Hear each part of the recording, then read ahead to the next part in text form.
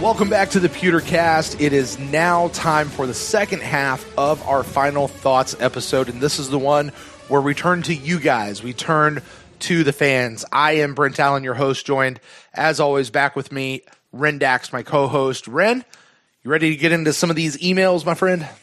Let's do it. Let's have some conversations. Let's do it. This is the part of our show where we actually, more than just emails, we do take a look at iTunes reviews and any other real interactions that we have, things that we can have bouncing points off of from our fellow fans out there. And we do have one new iTunes review, Ren. This is from Donovan from Philly. We got our first email from him last week. Donovan Smith? That's the guy. He gives us a 5-star rating, and this is what he says. He says, "My last name is Williams, not Smith." Ha. He says he's not calling for Buckner to be the head coach. It's just if the D-line improves from last season, his job should be safe, hopefully. Do you think a 3-4 scheme will fit with the personnel that we have? Penn State's roughly a 3-hour drive. And if you could pick the head coach, OC and DC, who would you choose? He says he would choose Jimbo Fisher for OC, Jim Schwartz for DC, and keep Dirk as the head coach. Once again, loves the podcast and keep up the good work. That's a 5-star rating. Thank you, Donovan from Philly. Donovan Williams. From Philly. From Philly. Yeah, thanks for the 5-star rating. Okay, what are the questions in there? All right, let's break it down.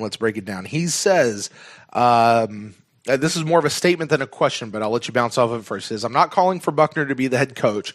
It's just if the D-line improves from last season, his job should be safe. Well, I think that all has to do with if Cutter is retained or not. Right. It all depends, and, who knows, maybe the new head coach that brings in the DC, or maybe he's the DC and likes Buckner because his guy is, coaching, the defensive line coach for the Rams. Like, who knows? So, as long as just keep putting good film out there from your guys, and you'll land on your feet in the NFL. Yeah. Buckner's one of those guys that if it doesn't work out in Tampa, he'll get a job somewhere for sure.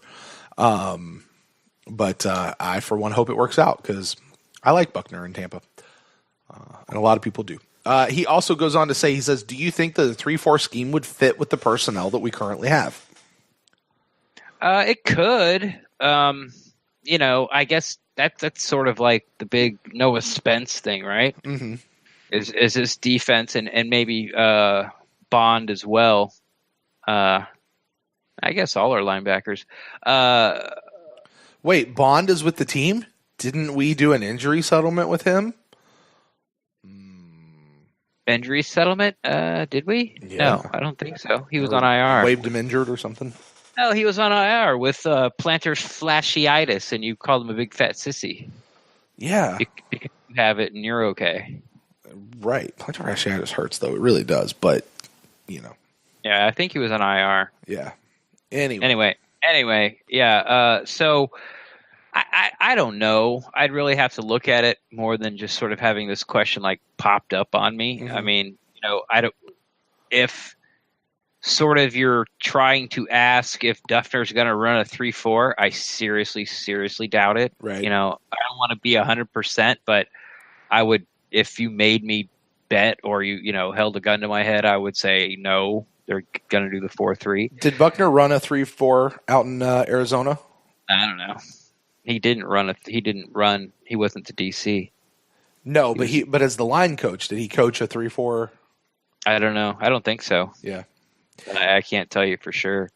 So, I mean, there's pieces there, yeah, from, to run a 3-4, but there you go. It's a philosophical thing. Right. I think I said, pretty recently that if I was a defensive coordinator, I would run a 3-4 because it's real easy to find. I think linebackers are the easiest. Mm-hmm. Good linebackers are, they almost grow on trees, kind of like good wide receivers. You play fantasy football, it seems, everyone's catching 8 balls for 80 yards and 2 TDs, and everyone's got these guys on their teams. Back when it used to be like 5 or 6 guys, now it's down to like 15, 16, 20, 22 guys that do this sort of like week in and week out. Mm-hmm. So that's why I would run a 3-4 defense. Plus, there's 5 guys in line of scrimmage and one drops out every time in the base defense. I think it's just more for things to the quarterback to look at and the offensive line try to figure out. But, that's me. As far as looking at the personnel that we currently have to run a 3-4 scheme, and I've said many times, I'm not a defensive guy. I'm not a defensive guru, but as far as I understand it, a lot of the 3-4 depends on you having your 3 down linemen and you bring a couple of your kind of stand-up defensive ends or linebackers in. And, when I think about who we currently have, I don't know that JPP or Vin Curry or who else do we have out there on the end? Supposedly we have Will Colston, but although he's been doing more of inside guy. Carl Nassib has been playing. Yeah, Carl Nassib, and he's been playing actually not bad. I like Carl Nassib. Yeah, I like him a lot. High motor on that guy. He seems like he reminds me of those glue guys that Jason Light talks a lot about. Right. Like he's not going to be your big flashy showstopper, but he's just going to be the workhorse that is just there. He's consistent week in and week out. But like when I think of a Levante and a Kendall Beckwith whenever he gets back, and I think of what we did last year with him. You remember we had a couple of plays with defense last year that was like a 5-2 or something like that. Yeah, we were in like a 3-5. Yeah, or 3-5, yeah, something like that. And I remember Kendall Beckwith going, he seemed pretty good. So I feel like we have the guys who can do it. I don't know what we do with some of the other guys that we already have, though. I think but I don't know that that's a good enough reason to not do it. If it's a good system and it works and it helps us win ball games, I mean, JPP is good enough to be one of those stand-up outside linebackers.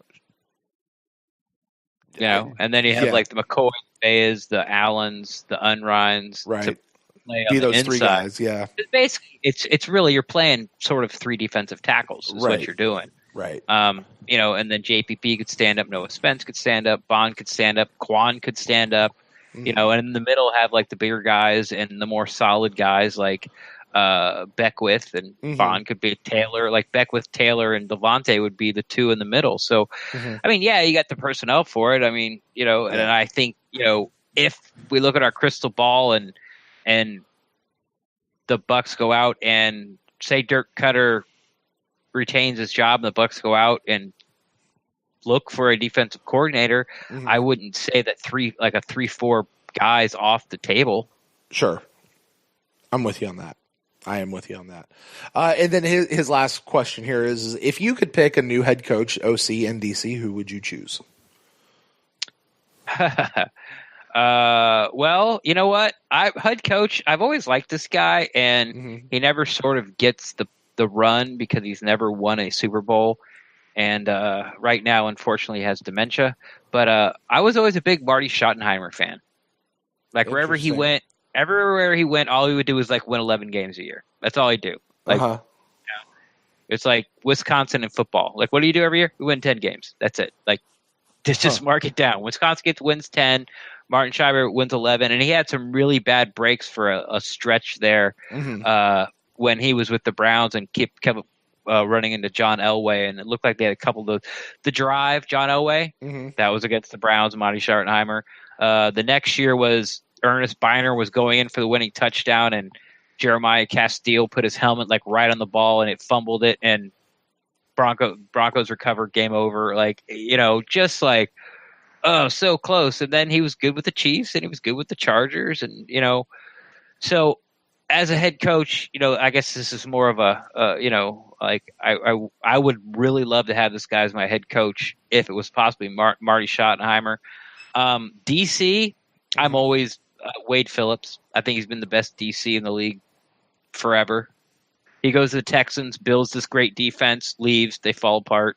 Goes to Denver, builds this great defense, leaves, fall apart. Now he's with the Rams.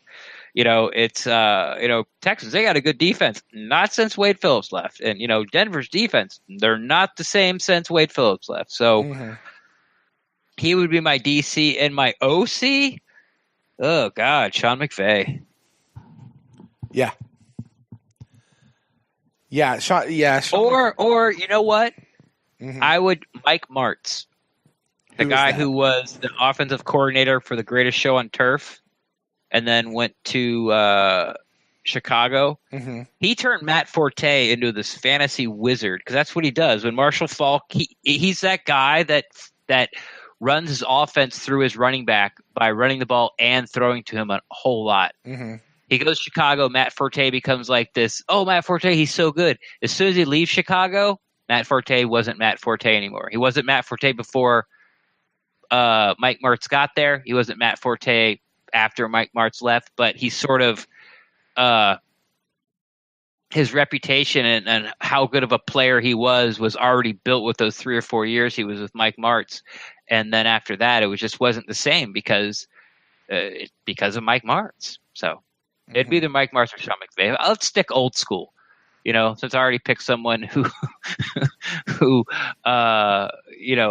one guy who can't coach and one guy who doesn't coach, and then Phillips. That's what I would do.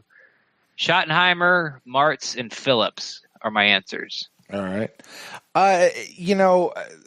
I say often I don't follow other teams right. on this show. I'm a Bucs fan. I follow the Bucs. So if you're not a coach of the Bucs or the Kentucky Wildcats, I honestly don't know you very well. The names that immediately pop out in my brain are Josh McDaniels of the Patriots. And remember, he actually accepted an offer from the Colts to be their new head coach, and then he backed out of it, and apparently he's now the heir apparent to Bill Belichick or, whatever up in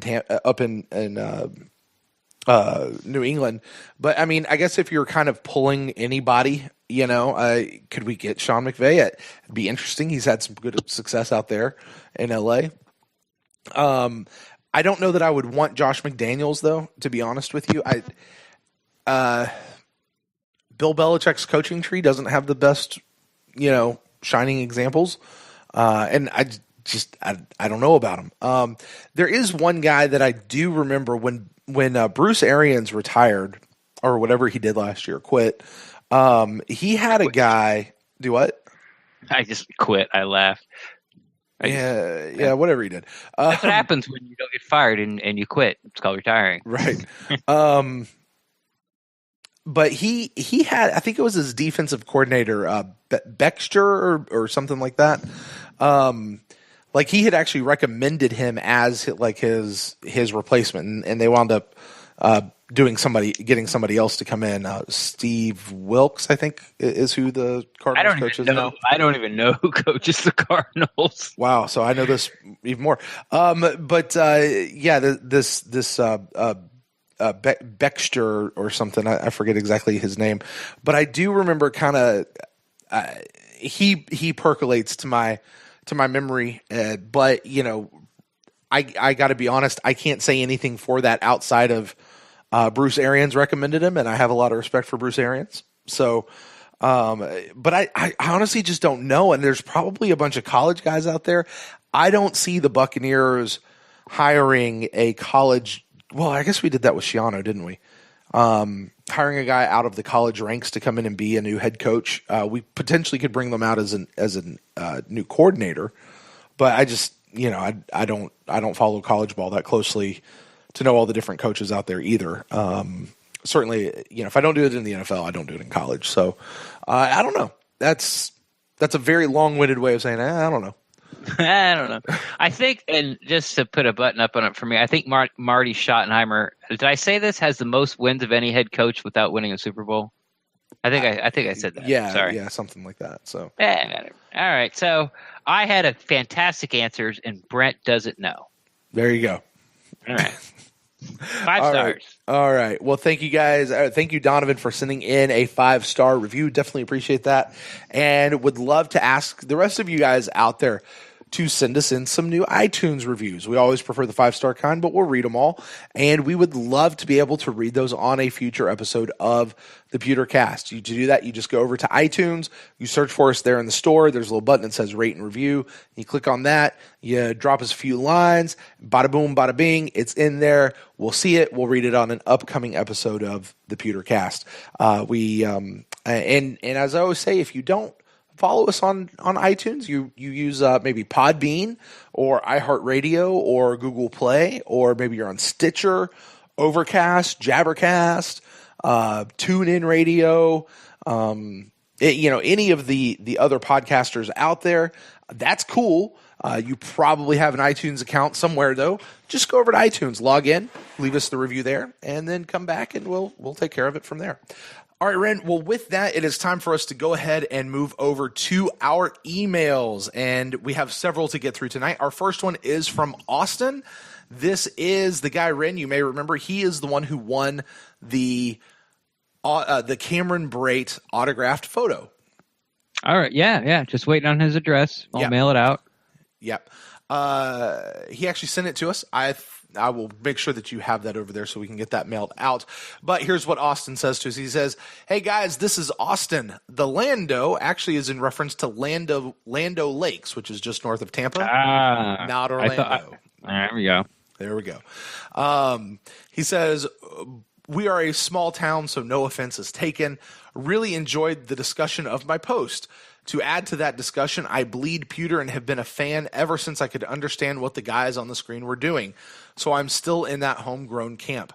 I do get a twinge of guilt talking to my friends who are Falcons fans about the Bucs Super Bowl win, since I really wasn't there to enjoy it, feeling like kind of like those Yankee fans who always gloat about the 27 rings, even though they've only been alive for like maybe 3 of them. Yeah. Don't feel any guilt, man. Don't feel any guilt. It's the history of your franchise. He says the past 10 seasons have been less than ideal, but the Bucs are my team, and I can't imagine cheering for anyone else. If I could ask a question as well, I was wondering if you guys had any opinion on Jason Light as the GM. I feel like his misses in the drafts are starting to really add up. I'll give him the 2015 draft, but 2014, 2016, and most of all 2017 haven't really panned out well, as well as his complete lack of investment into the safety position, keeping Conti instead of going for Whittle, Reed, Derwin James. It's really souring his image, in my opinion. Convincing Jackson and Grimes to come to Tampa are big wins, but he just seems to ignore some key positions. Well, we're big fans of Jason Light on this show, so we start there, and then I'll bounce to the safety. There's not a lot of safeties in the Pro Football Hall of Fame, and it's hard to get in there as a safety because they really don't value position. And I think the Buccaneers front office are sort of in line with that.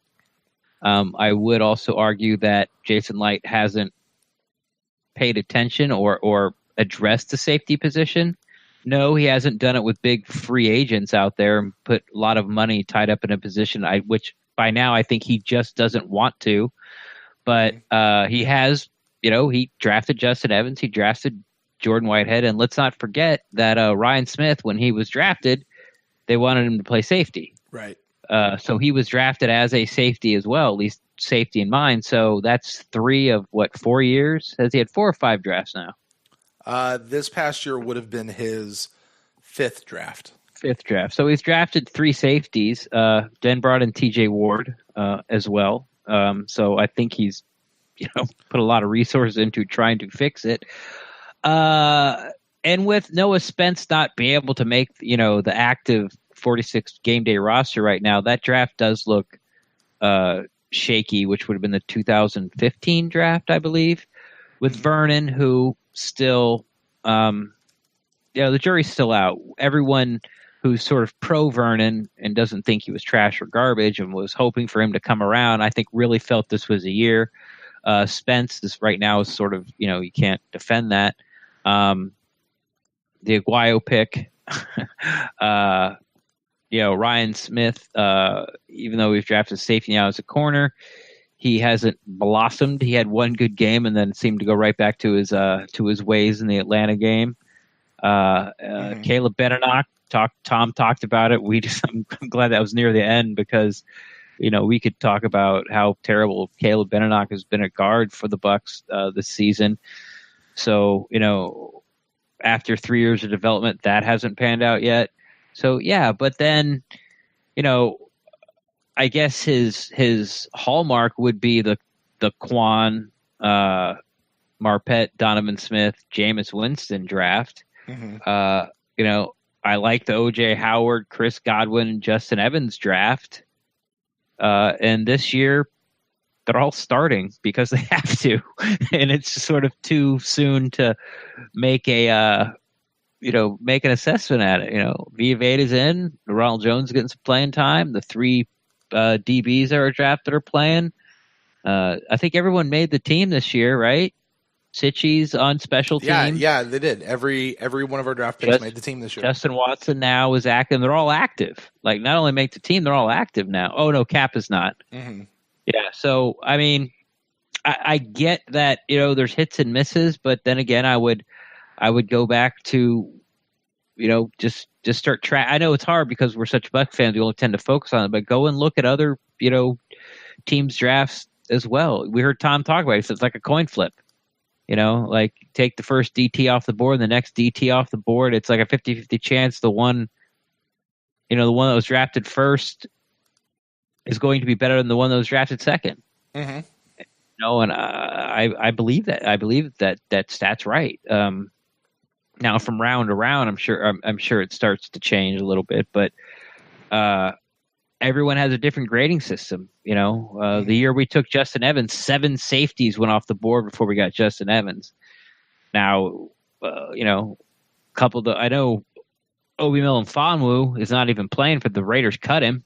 I haven't heard him latching on to anybody. So, everyone has these guys ranked just a little bit differently. But overall, if you can get by the Roberto Aguayo pick and, don't have that as an unforgivable sin, I still think he's done a really good job. I mean, it stinks that you don't know about Hargraves and a second-round pick. Noah Spence right now looks like it didn't pan out, but I do not think that of all the reasons you can point to the Buccaneers being bad these past 5 years, by the time you get to Jason Light, that list is pretty long. Yeah. The thing that I seem to remember with all of this whenever we were talking about these kinds of things, especially with Jason Light, isn't there like the percentage of how many draft picks a GM hits on? Like it's surprisingly low. I remember you said something like 33%. I never looked it up, but yeah. I remember you saying something like that, like, or that was like a good number. Like, you want to like have 3% of your draft picks to make your team. Right. Something like that. And I don't know what the breakdown is between first rounders and second rounders and third rounders. Obviously you hear the first rounders, you got to hit on the first rounders all the time. Like those, your first, second, and third rounders, you have to hit on those guys. Yeah. More. Yeah. If you start to pile up a couple of years where your first, second, third rounders miss, mm-hmm.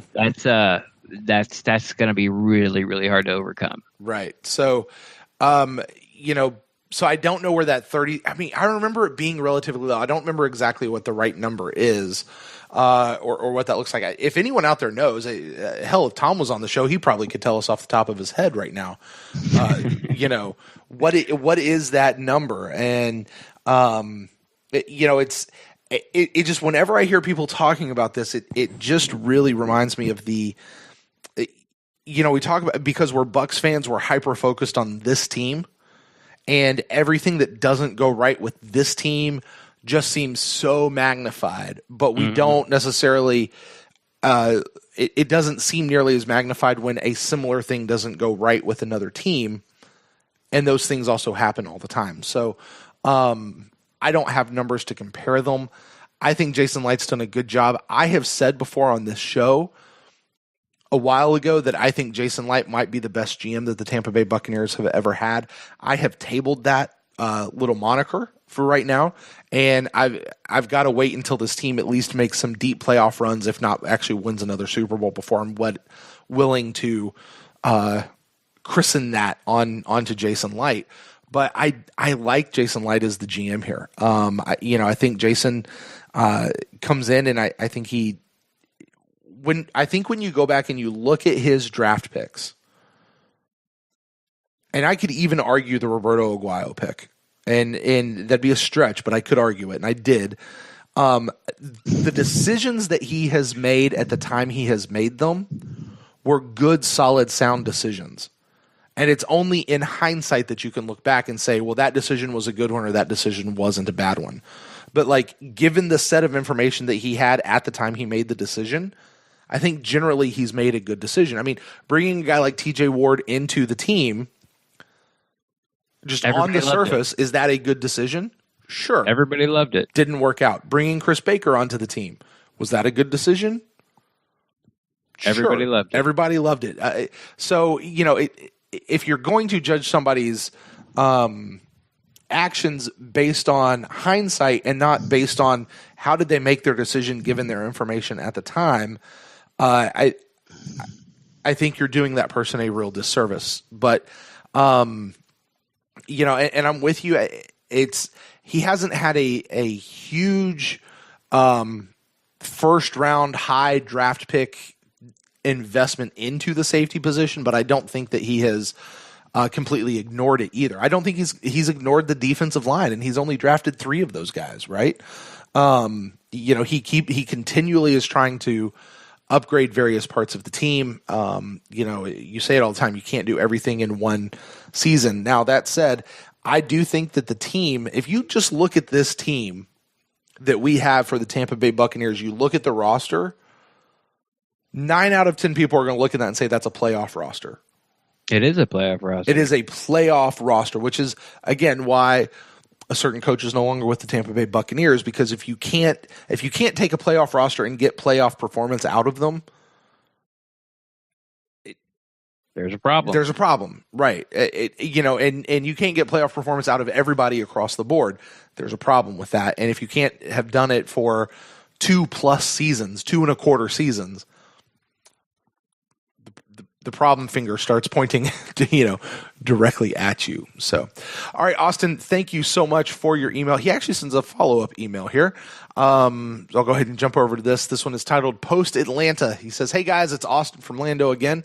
This game really, really, really highlighted the weakness of the whole coaching staff. I should add, this came in right after the Atlanta game.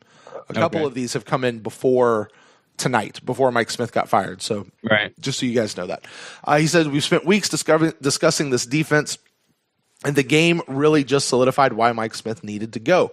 Rookies being out of position is one thing, but when David and Quan are lost, and then the scheme is truly the issue. Defense looked great in the third, but once we started scoring again, Atlanta felt the pressure. They drove down the field and scored twice.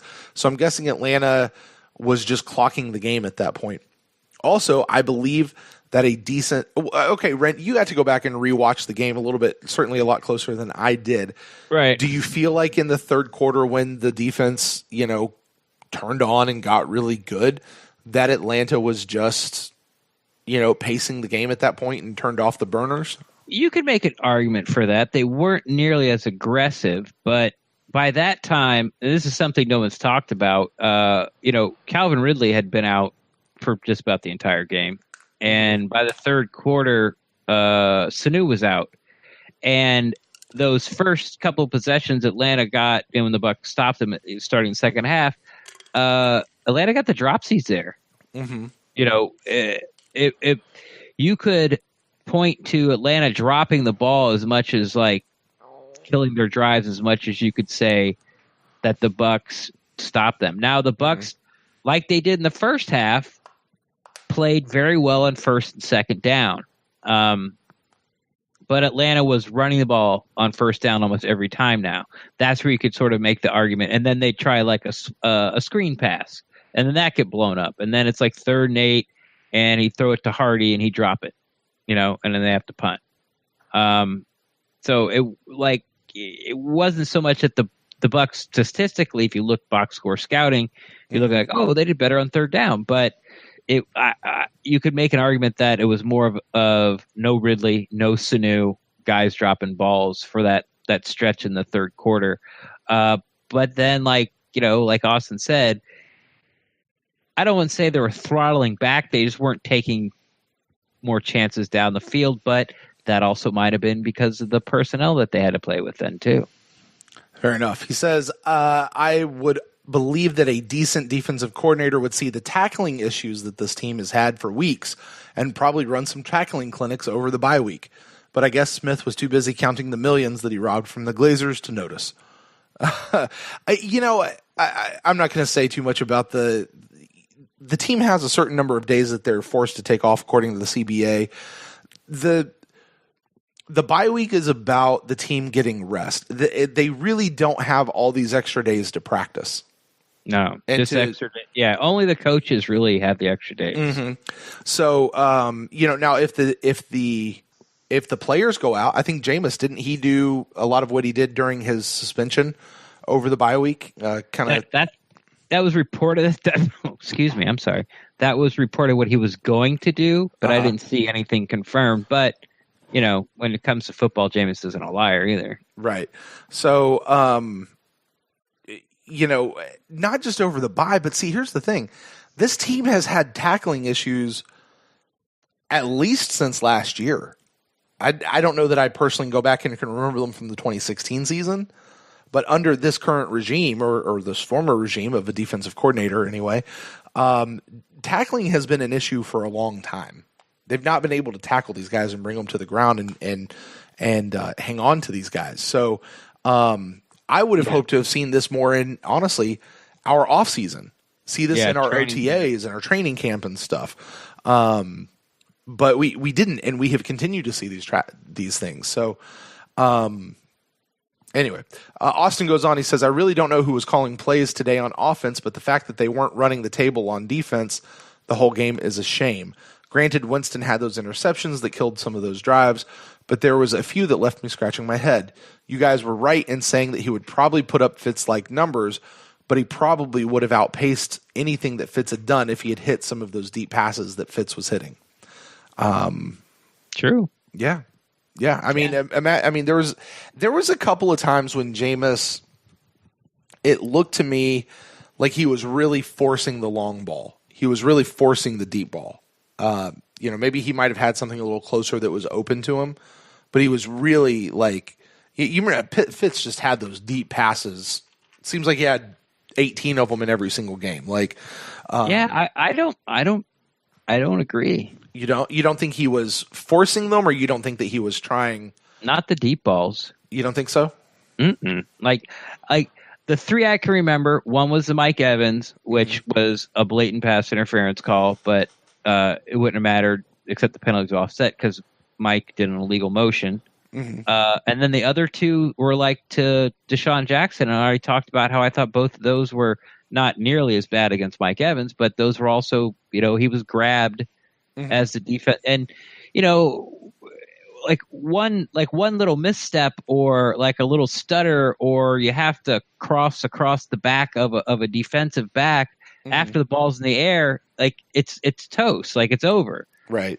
Unless it's severely underthrown and you can come back to it. This sort of happens to work out. So, I mean, I'm not. I know I sound like a Jameis apologist, and I probably am at this point on the deep ball, but I just don't think we've seen enough to in that game to say that Jameis missed on deep balls. I mean, he did, but I don't think it was because of Jameis. Mm-hmm. The ball could have been right where it was supposed to be if there weren't pass interference. Right. And the thing that sucks about that is if the refs did actually call the passing interference there, the ball would have been placed at the spot of the foul. Yeah. So, it would have been equivalent to hitting the deep ball. So, it makes me wonder, like, when Fitz was in, how many of their explosive plays, quote unquote, if any, came off of, a passing interference call or something. Just curious. I don't know. I'm not curious enough to go back and look it up either. The only ball that I thought Jameis forced was the one to Cam Brate that popped in the air and Chris Godwin caught for a first down and went out of bounds. Oh, yeah. I think that was the only one where it's like, yeah, you probably should have went somewhere else. That was like a little bit too much stress with Cam Brate because, as we know, Cam Brate doesn't get separation. He just catches the ball when you throw it to him. Right. And Jameis usually throws him open, which happened on the touchdown. But that time he didn't, and it might have been smarter to go somewhere else with it. Right. He finishes up this email. He says, I guess after this game, I'm just disappointed. This is the same underachieving Bucs team that I've known my whole life. The only consistency between the 2011 team, beginning 5 seasons under 500, and today are Gerald McCoy, DeMar Dotson, and the Glazers. The only consistencies, he says. At this point, the Glazers seem to be the real cancer of the team, who has gone through 4 coaching staffs in 8 years. And it ends right there. So. Okay. And that's it. And I'm out. I can't blame the Glazers. I know there's sort of like a story out there. It's like since Malcolm passed away, it's been totally different. But you might have made that. But here's the thing, and no one sort of denied this rumor that when Raheem took over, the Glazers were severely cash strapped. Like there was one year where they didn't sign any free agents. This is when they bought Manchester United, the soccer team, and though as a Buck fan, it's incredibly unfair, but it was a smart move for the family and their company and the foundation or whatever the Glazers are building or trying to do. Buying Manchester United was a smart deal. Now, if you had to sort of rob Peter to pay Paul for a year to do it, I think any of us would do that. So it was a total rebuild with the Buccaneers after the Raheem Morris years, and I think there were new owners, and they weren't really sure about what they were looking for, what they wanted. But now, that they're more comfortable and sort of up and rolling, I think they're giving the team every advantage they possibly can to win. Yeah, I mean, they have a really nice new in-store facility. The facilities at One Buck are top notch. The stadium's nice. There's nothing you can really point to and say, well, if only the Glazers would give the Buccaneers this, that it'd make the team easier or better or have a competitive advantage. So, yeah, I don't agree with that either, Austin. Yeah, at least lately. Mm-hmm. Yeah, I mean, the Glazers certainly have been spending money around Tampa, and as we all know, they're also making their money too. Sure. Yeah. Not going to hold a telethon for them. Right. Yeah. They're doing okay. But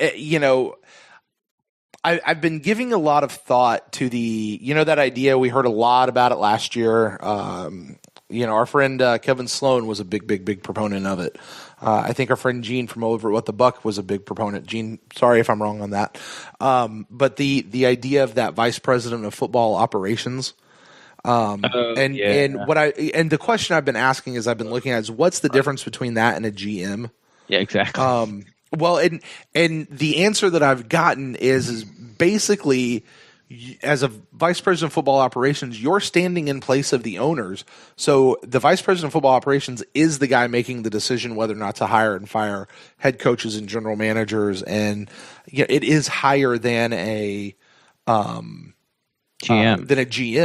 It's the GM's boss, and basically the owner's just like, I own it and I'm taking my hands off the team and letting other people just completely run the team. That's my understanding of it. I know our friend Craig in Vegas, he's also been a big proponent of it as well. That's my understanding of it. And if that's right, if I'm understanding it correctly, there might be some merit to that. I mean, ultimately, the ownership family still controls the team, right? Because they are then the bosses of the vice president guy, right? Like, we don't like. I don't know. But, I really don't know. It just seems like a position that it's just a made up position because you want somebody that has football. Yeah, that has football knowledge and add to your organization, and but doesn't have the responsibilities of a GM or a head coach where they're not strapped by these hours and, and sort of can, enjoy their life still, but, you still have this knowledge of football. I mean, this became such a big topic when the Jaguars, Coughlin came in with the Jaguars, and now the Jaguars, went like 13-3 last year. Well, what are the Jaguars doing now? What are the Jaguars doing now? See, I live in Jacksonville. I don't know. That's how much I keep up with other teams. I'm pretty sure they have a losing record. Do they? Yeah. Do they? Do they? Yeah. Anyway, Like I said, I'm not saying that I'm a proponent of the idea of a vice president of football operations. I'm just saying I am intrigued by the concept and just wondering if the Glazer family, like, because there's the thing, I don't know how much influence or say the Glazer family has in football with the Tampa Bay Buccaneers, and exactly, where does that line draw between them and anyway, all of that to say, they're 3-3. They've lost 2 in a row. Okay. So not quite a losing record, but they're not looking good right now. Actually, they're not dominating right now, huh? They're third in the AFC South and also tied for first place. It'd be so great not to play in the NFC South. I floated the idea of shuffling the divisions all the way around the league, and you poo-pooed it. But anyway. Oh, yeah, but that's because everything's going to change. But, okay, the Patriots are 4-2. Chiefs are 5-1. Bengals are 4-2. Mm-hmm. AFC South, 3 teams are 3-3, all tied for first place. The Colts are 1-5. Mm-hmm. The Redskins, the NFC East, the leader division's 3-2. And you know what that tells me, though? To bring NFC that back, NFC North 3-2. Yeah. So what that tells me, Ren, the best teams in the league are not necessarily the ones that make it into the playoffs. Yeah, but for the most part, for the most part it is, and the wild cards kind of give you that little makeup spot there as well. But I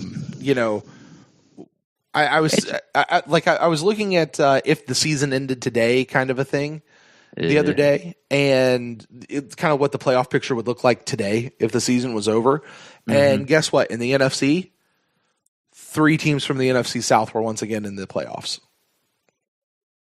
No. That's what it said the other day. Before the Atlanta game. Yeah, before the Atlanta game. Yeah, because we were one of them. Right. Not anymore. So, but my point being, though, we're in a division, a super, super good division. Anyway, let's move on. Next email. Okay. Next email comes from super good division. Super good division. Comes from Rodrigo. It's getting late. Rodrigo says, "Hey guys, I am Rodrigo from Uruguay. Remember me? I do. Yeah. Is it Uruguay or Uruguay? That was the big. That's what I remember from the. I think it's both. It's tomato.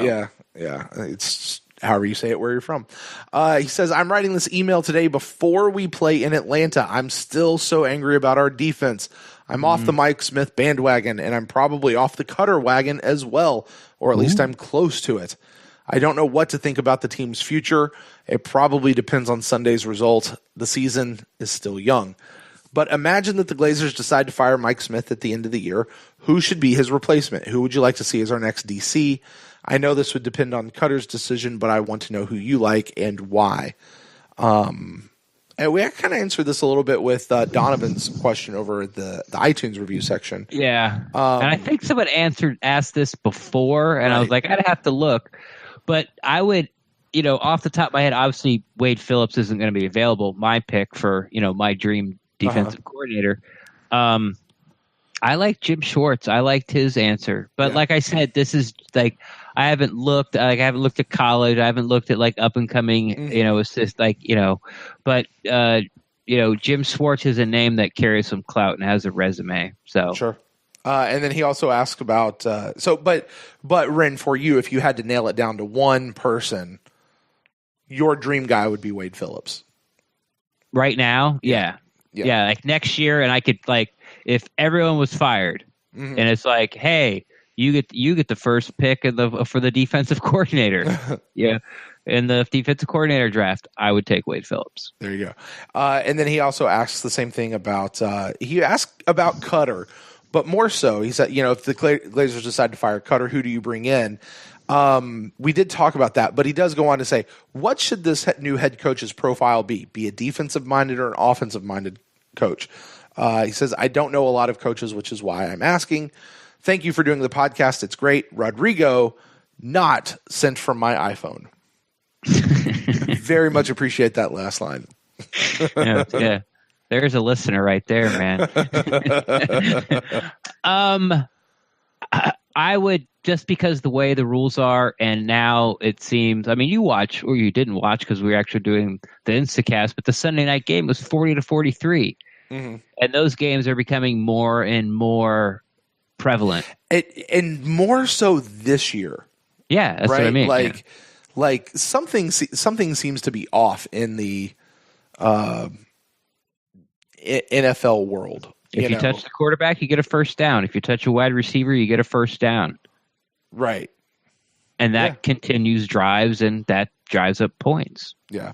Fair enough. That's a pretty succinct assessment on that. So you think an offensive-minded coach, though, given the way the NFL is right now? Yeah, for sure. For sure. Until it changes, yeah. I mean, I understand you need a really good defensive coordinator. I get it. Mm-hmm. But unless your head coach is also the defensive coordinator, but I don't want my head coach to also be the defensive coordinator. Mm-hmm. I like, the Tomlins, what Cutter's doing now, Belichick. I like the guys that are coaches. Mm-hmm. I agree. Thank you, Rodrigo, for your email. Next email comes into us tonight from our friend Chef Aaron. Never heard of him. He's all right. Grab a beer with him sometime. Have you had a beer with Chef? I have not. Actually, I've never met Chef face to face. So I've had a beer with Chef on 2 separate occasions. Yeah. So we should fix that next time he's down and around the Tampa area. But Chef writes in. He says this is a controversial topic and an unpopular opinion. Uh-oh. Is it political? No. That's a joke. He told me. Yeah. He said I sent an email, and that's kind of what he told me. He's like, "Don't worry, it's not political." I'm like, "Good," because we wouldn't read it. He says controversial topic. Gerald McCoy. Unpopular opinion. He's a great talent. Doesn't like to practice. I mean, no. He says great talent, but doesn't make others around him better. And so, therefore, he's not a leader and he's not a captain. This is a little bit long, so I want to try to get it down to the bare essence. Yeah, because we've talked about this whole thing so many times over the last couple of years. Oh, he gets all his opinions why. Yeah. All his reasons why. Let's see here. I've actually been thinking about this because of all the trade talk that sort of popped up lately. Okay. And this is sort of where am I at now with Gerald McCoy is I don't think he's an inspirational leader. Okay. Uh-huh. It's like I go to work and I have a boss above me. He's my leader, so I can't say he's not a leader because he is almost by definition.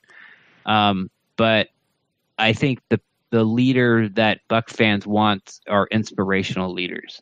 That's why people were so gravitated to Quan, and now everyone's gravitating towards JPP. Not only as a play, but when he talks, he takes it personally. It's like this is personal to me. Losing games, it's not just got to do better.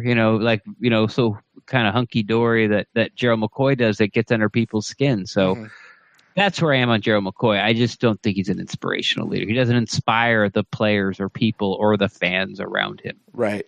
He talks a little bit about Gerald getting a captain badge or not getting a captain badge. And, we talked about this, I think, last week. I would not be surprised, and I would actually be in agreement if Gerald McCoy wasn't a captain this year. He's not having a good year. It's his worst year in 3 seasons, I think. I think that's probably true. I don't know if I've said this on air or not, but I think I've said this to you at least once or twice. Has Father Time, is Gerald McCoy showing his age? Right. Gerald's a good player. Gerald's a great talent. Gerald's this, Gerald's that. The things that we keep talking about Gerald are starting to kind of bug me a little bit more of, well, Gerald just doesn't have any help. Well, Gerald, is he making the players around him better on the field? And it just doesn't seem to be the case. And he's gone through a lot of people right next to him. And You know, I'm not trying to go Ian Beckles on Gerald. The thing you keep hearing at this point, I think from a lot of people is, I like Gerald. I want him on this team, but ... And Yeah. I'm with you on that. Gerald. He's a good player, and at least we think he's a good. At least, but that's the thing. Is he though? Like, I mean, look at his numbers. Is he really good? Is he really gobbling up all these double teams that we keep saying he is? Is he? And I'll tell you, Ian Beckles said something about that on his show. He said Gerald McCoy is not eating up double teams like everybody thinks he is. And so I was watching during the game, and I can't say that my eyes were trained on Gerald McCoy every single defensive snap, but the ones that they were trained on him, I don't know that I saw a bunch of double teams on Gerald McCoy, to be honest with you. So I don't think Gerald's a bad player. I like good players. I don't like the idea of getting rid of the good players on the team. But and we said, he's been to the Pro Bowl all these years in a row. And but the Pro Bowl is kind of one of those popularity things, right? Like, once you go, you kind of just sort of keep going. Yeah. Right. Like, now there's a lot of people who go and then don't go. Right. It just, I don't know what to think of Gerald McCoy this year. Okay. I'm ready to move on. He ends it. He says, he thinks the JPP should be the captain, is kind of, I think, where he's going with all of this. So, yeah, I guess I could talk about the captainship a little bit. I wouldn't be surprised either way. If Gerald McCoy gets captainship, I'll be, yeah, figures. If he doesn't, I'll secretly be a little happy. Like, I'm not like, you didn't get it in his face, but I'll be like, I will be happy because I think the players made the right choice by not just handing it to him. Yeah. Because if you're going by what Dirk Cutter wanted to do, which is sort of have guys earned it, he hasn't. Yeah. Now I'll say this, and because I've kind of said the same thing about Quan. Like, I'm not seeing all of the good things that we all think that we see out of it. Like, I'm just not. But I hope that he proves me wrong, and I he has a chance to do that. And I'm talking about Gerald here. Like, he has a chance, I think, to become this great elite player that we all keep saying that he is, that he might not be. And perhaps, maybe, possibly, this change at defensive coordinator might help that. Hope so. So, all right, moving on. We have another email. This one comes to us from Chris. This is Chris from Ohio in Bengals country. Ugh, he says, first time. I'm assuming this means he's a first time emailer. Welcome, Chris. He says, first time Bucs fan since 1996 because he had family living near Tampa. As another disappointing season is upon us, I figured I'd share some thoughts. Mike Smith obviously has to go. Check. We are on record pace for some of the worst defensive stats ever. I never thought I'd say this, but I'm nervous for the Browns this week, and I'm going to torture myself and go to the Bengals game as I try to go to a couple of Bucs games a season. What do you think about the Browns game this week? The Browns is one of those teams that people see on their schedule, and they just tend to go ahead and mark it as a W. The Browns are competitive this year, unlike they have been the past two. Now, their defense, I keep hearing people like their defense legit. Their defense has given up a lot of points. Mm-hmm. I think they have, like the Buccaneers, have some really good pieces in place. Mm-hmm. They just haven't learned how to play together yet. Mm-hmm. But they've only had like 5 weeks instead of 2.5 years. Mm-hmm. So, I think the Bucs win this game. I don't think the Browns defense is good enough to shut the Bucs out for 4 quarters, sort of perplex Jameis Winston. And I think the Bucs offensive line is good enough to give Jameis time. I think Peyton Barber is good enough, is going to be able to run against them. Even though they have some nice pieces in the secondary, I don't think they're going to be able to shut down Howard and Brait and Godwin and Jackson and Mike Smith. Mm-hmm. It's all going to come down to what kind of game Baker Mayfield has.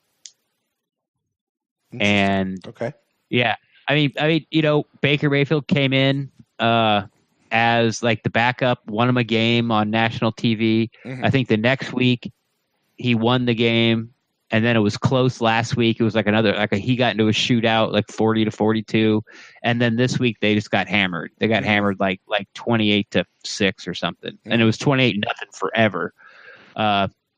But he did trip over like the first down marker, like the chains, and like tweak something.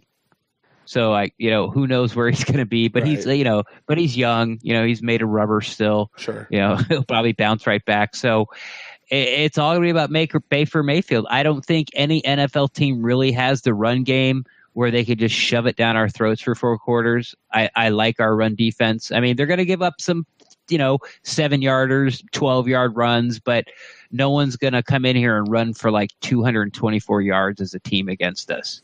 I don't think it's going to happen. I think we're good enough there. And I am worried about the Browns game, but I'm not worried about the Brown game because of our defense. Mm-hmm. Like, I would have been worried. Like, I've been saying it. How many times every time somebody says like poop on the Browns, I'm like, I like what the Browns are doing. Yeah. Like, I've been saying it for like a year and a half. Like, they're tearing it down to the studs and they're rebuilding, and they got all these draft picks and they kicked those they kicked all those analytic guys out, took anybody worth anything worth their salt and traded them. And got, they rebuilt their offensive line last year, paid a lot of money to I like the direction they're going. They're not the Browns anymore, right? And they got a charismatic quarterback, but I expect the Bucs to win. But this is not, this isn't, 35-3 or 35-17 type of game. Mm-hmm. It could go that way, but I at least expect in the first half. I was saying $35, but I mean, can the Bucs lose this game? Absolutely. Will they? I don't think so. This is the best I've felt about a game since the Chicago game. Oh yeah, good point. I totally forgot about that game. Yeah. Well, this one's at home, so yeah. Okay. Besides the Chicago game. Okay. Which is 1-1, by the way, I've heard. Yeah. If you don't include the Saints game. Right. Or the Falcons game. Or the first half of the Steelers game. Right. Let's see. He says, I'm not going to go into anything about the offense or special teams without doing something about the defense because it doesn't really matter at that point. I feel bad for season ticket holders. Thank you, Chris. I myself, for some reason, pay hundreds of dollars a season for the NFL Red Zone to watch this team look confused and dance on the sidelines while losing. I don't know if I'll renew my subscription, as some of the players don't even seem to care or actually have an idea of what's going on. I don't know which one is worse. Every offseason, it's hype and then the disappointment during the season. And I know we all should be used to it now, but it sucks. Chris, I'm going to disagree with you. I don't think we should be used to it. I don't think we should get used to it. I just don't. It sucks. Every single year it sucks. Because we know what this team is like as a winning team. We've been there. We've tasted it. We've reveled in it for years on end. And it's not there. And, I really hope that Ren is right and that we find ourselves really close to a golden age of Buccaneers football that's going to make that late 90s, early 2000s look more like a silver age, maybe even a bronze age. We'll be dead by the time that happens. Oh, I hope not. Well, for the golden age, like Jameis has to play till like he's 40. Yeah. Well, okay, that's what? 16 years? How old are you now? I don't need it to get to the golden age at the end of his career. Like, I want to do it now and get all the way through. Right, but it's going to last until he retires. Sure. Yeah, so Jameis goes till 40. He's what, 23 right now? 22, 23? 24, maybe. 24. Okay, so 15 years, right? Like, that's what we're saying? Okay. About the next 15 years. So I'll be 50. I'll be in my early 50s. Yeah. And now we have to find a whole nother age to push the Super Bowl team back to the bronze. The diamond. Yeah, fair enough. We'll be dead by that time. Remember when I said that a long time ago? Like I could this could be the last. Jameis Winston could be the last starting quarterback I ever see for my Buccaneers. Like I could be dead. But that was back when he was like 21, 22. Right.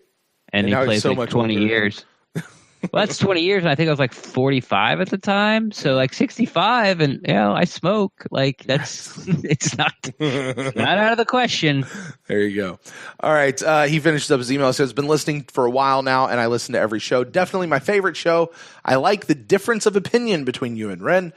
Hope to hear your thoughts, and we'll write again, hopefully after a winning streak. Go Bucs. Chris in Dayton, Ohio. Yeah, he had, and in that email he sounded a little like year after year, same thing. But it feels like he's already thrown in the towel. Now we're 2-3. We have. It would have been, no matter what, it would have been hard to win 2 division games on the road. Okay, so we're 1-1 in the division. We haven't played a division home game yet.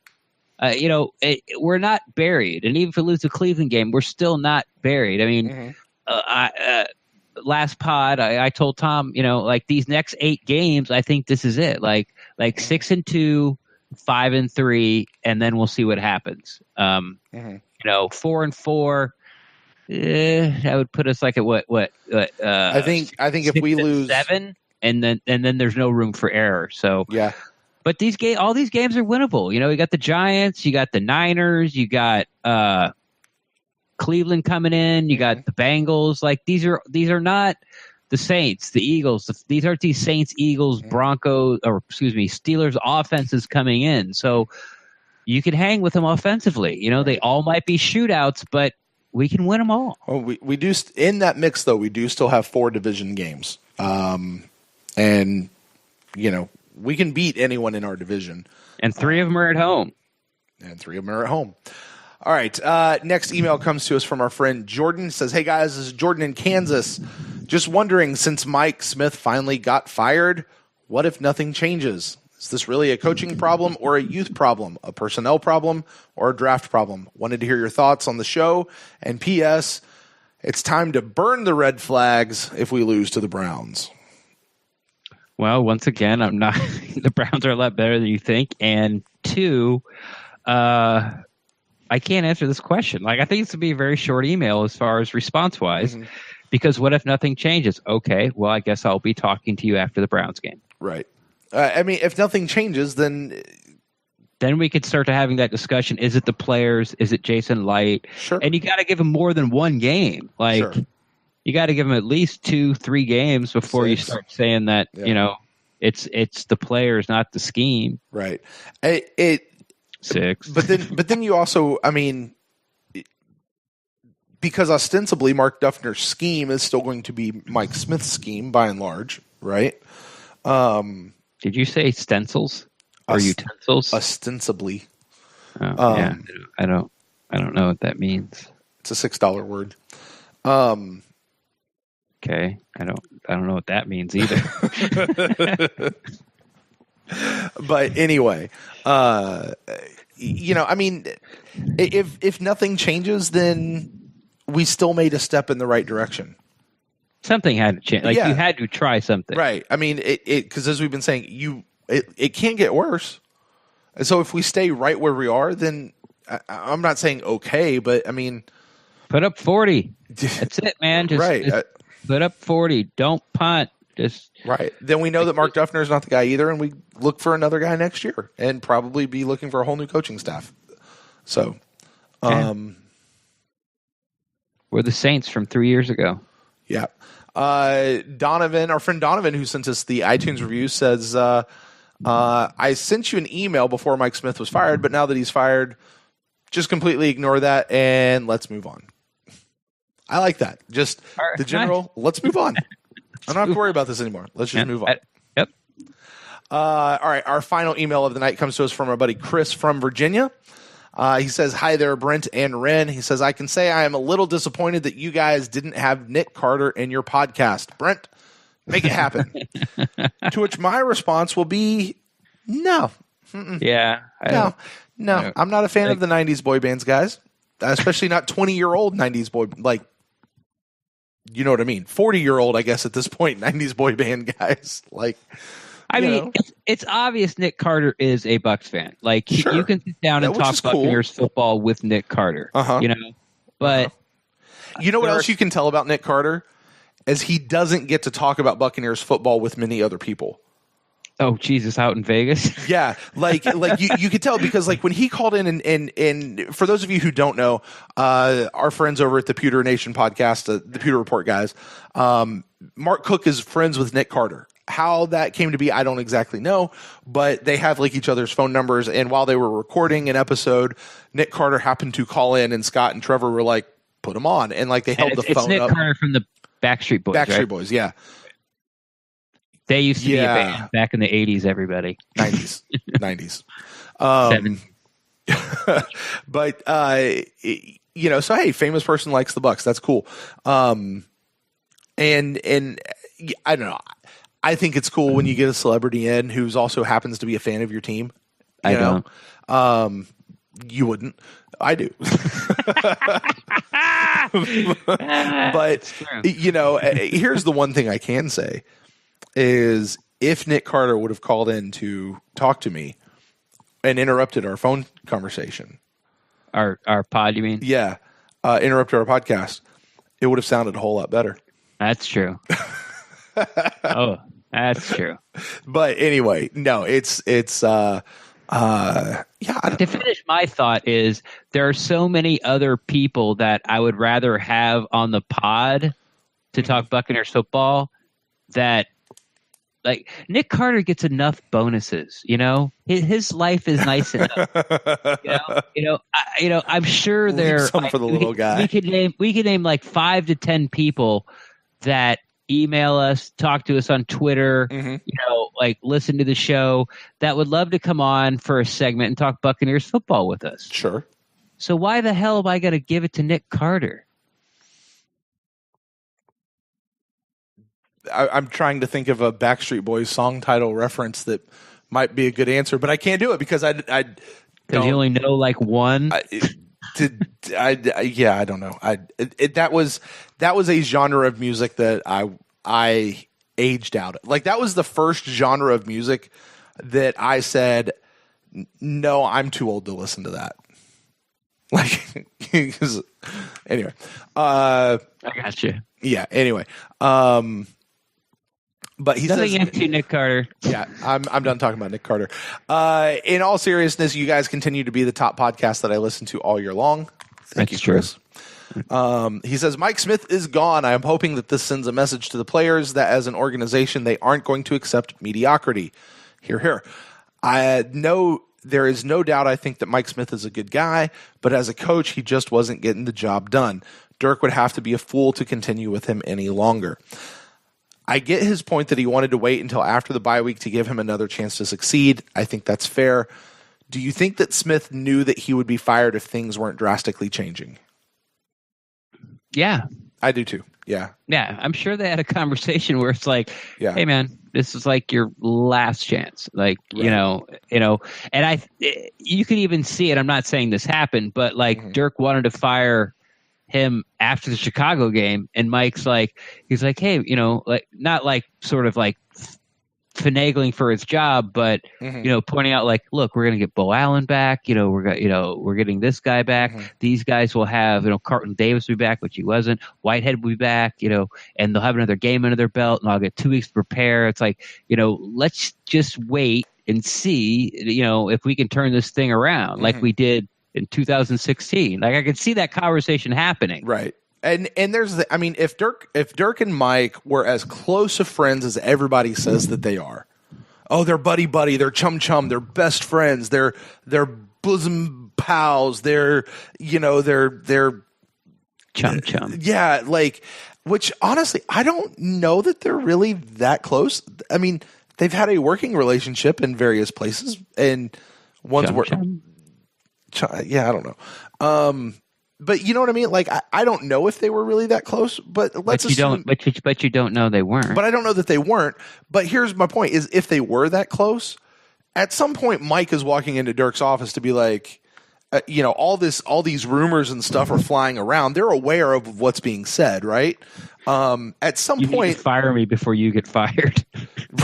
But I mean, at some point, there's got to be the okay, something's got to change here, Mike. What are we going to do? Because that's a very frank conversation you can have with somebody. He's like, that something's going to have to change, whether it's it's this, that, what do we do here? And they tried it last year. Right. The Joe Bucs guys had an interview with Mark Duffner, which they just recently put out right before Mike Smith got fired. Mm-hmm. And Mark Duffner talks about how they broke the defense down and basically rewrote the handbook. Hey, this is how we're going to teach a defense. Okay, obviously this didn't work last year, so let's rewrite the handbook so it's easier to understand, and it's still not working. So it had to be done. Right. And I don't think anybody is trying to defend it.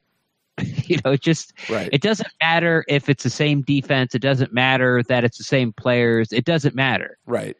You could not go on like that. Mm-hmm. And to get back to Chris's question, Mike had to have known that. Oh yeah. Right. And I believe that I don't know. I have zero proof about this. There had to have been those conversations between Mike and Dirk, especially if they're good pals, of saying, what's coming if this doesn't change. We've got to make chum it happen. Chum. What is coming? Right. My chum chum. Now he goes on to say, Chris does. He says, "Do you think that Cutter can save his job even with a losing record if the offense continues to play well and the defense doesn't get any better?" Could, if Jason Light wants him to. The Glazers talked about at the owners' meetings, this offseason. Yeah. It was one of the reasons why they kept Cutter. It's like, if you could sit me down and explain to me why this happened, and basically I buy it or I like it or I agree with what you're telling me, then yeah, we're gonna keep the status quo. And there's something for that. I mean, there really is. The teams that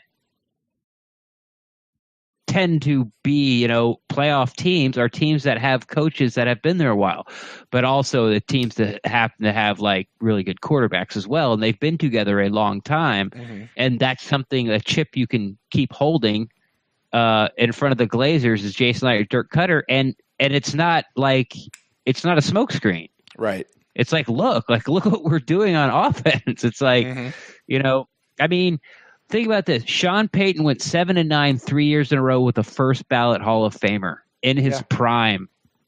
7-9 3 years in a row, where he threw for 6,000 yards. Well, probably not 5,000, probably for sure.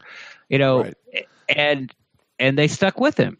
Mm-hmm. So let me put it this way: when they fired Lovie Smith, right? Yeah. The reason that Jason Light quoted more, I think, than anything else in his press conference was competitive. We just weren't competitive. Right. It's okay to not have these big, huge winning seasons and to be in a regrowth and a growing phase, but you should be able to do that and still be competitive. If the offense continues to hum like it does, defense has whatever issues, would you say that the Buccaneers team is still competitive? Yeah. Yeah, I would too. Yeah, of course. Well, they would be, because you're going to see what you saw week 1. You're going to see what you saw week 2, week 3, and week 5, or I guess week 6. So, take out the Chicago game. This is what's going to happen all year. Right. And there's the thing. I mean, Tom, he mentioned it on the show, earlier this week. I know a lot of people keep talking about, the idea of listen, if things don't turn around, then Dirk Cutter is gone. I am tending to lean towards the side that says that Dirk Cutter is going to be back next year. I'm not going to say yes or no on that yet. Sure, it's very early. It's very, very early.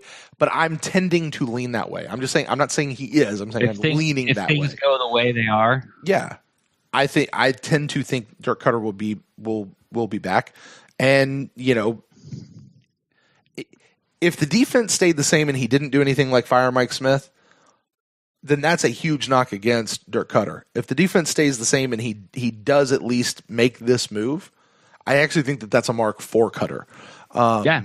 So anyway, so yes, I do think that even if they post a losing season, but on the flip side, if the offense continues to perform like it does, and the defense continues to perform like it does, and you mentioned Ren getting into the easier part of the season now, we're still going to win a few.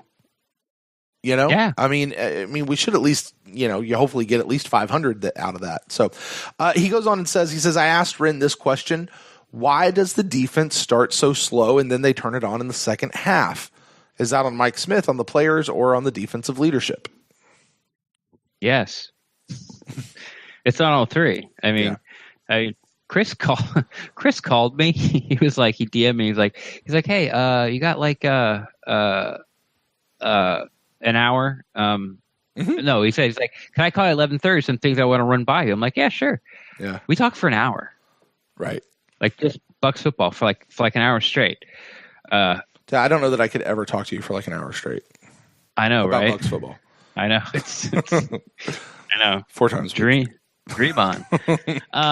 So okay, what were we talking about? Oh, yeah, it's all of those. We talk about the Instacast about how he's not it's Mike Smith's fault because he's not putting him in the best position to win or a position to win at all. It's the player's fault because you can't come out and start that slow game after game, almost year after year. And what was the other? Who's the third person we're blaming? The leadership, defensive leadership. Yeah, and that falls back on defensive leadership too, as far as like communication and assignments, making sure your team. If you're a leader of that defense, like you got to make sure your guys know where to be before you get out on the field. Like, hey, when we hear this call, what are you doing? When you see this offense and hear this call, what are you doing? Like, it falls on all of it. Like the only reason Mike Smith is fired is because you can't fire the whole entire team, and you wouldn't. But, all this thing about communications and being ready, like all that falls at Mike Smith's feet. And, it's just weird because he seems like a good communicator in his press conference. But from Mike Smith's brain to the player's brain, there is some exit ramp all the information's taking. Yeah. I mean, the only other variable in that I could think of is if the person then on the field who is relaying the communication from Mike Smith to the rest of the players isn't getting the job done. Well, that would have been fixed. And that's an easy fix. But I mean, right, and that's got to. I mean, I tried to ask that question at a bowling alley once. Right, and I mean, really though, what is your Mike linebacker or whomever gonna say? I mean, he's gonna call a play just like they do in the huddle on the offense. Like, all right, guys, we're going, XYZ package here, and everybody's supposed to know what that means. If you don't know what that means, then they haven't done their job throughout the week. Like, the middle linebacker shouldn't say, okay, you play high, you play low, you go zone, you go a double route, but if he goes here, you break off. Like, you can't do that. So anyway, he closes up. He says, I guess now we'll see if it was truly on Smith or if the players aren't executing and giving effort. Maybe the defense just needs a new voice in the ear, sort of like the offense did with Monken. Also, the last thing for the Jameis haters out there, Jameis could throw 44 for 45 for 600 yards, 6 TDs, and no interceptions, and they'd still complain about the one incomplete pass.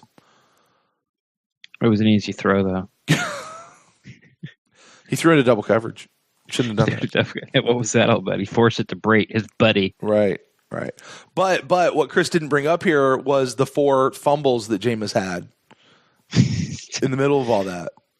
And we wouldn't have had to throw for that many yards if we didn't get behind. And all that was garbage time stuff, TDs anyway.